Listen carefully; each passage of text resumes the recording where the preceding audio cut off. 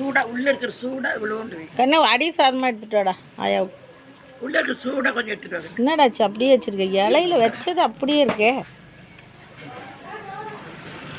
அம்மா உங்களுக்கு அம்மா உங்களுக்கு கொஞ்சம் சூடாக அடி சாதம், கொஞ்சம் குழம்பு கிடச்சா நல்லாயிருக்கும். குழம்பு இருக்குதே அச்சு அச்சுங்கிற நவனே அந்த குழம்பு ஊற்றுங்க கண்ணு. அதான் கொதிக்க வச்சு சுண்ட வச்சு வச்சுருக்கேன். நீங்கள் கூட குழம்பு ஊற்றி சாப்பிடுங்க. கேட்டு வாங்கி பாரு அச்சு குழம்பு. அண்ணா உனக்கு குழம்பு வேணாமா? நாள் தம்பி உனக்கு குழம்பு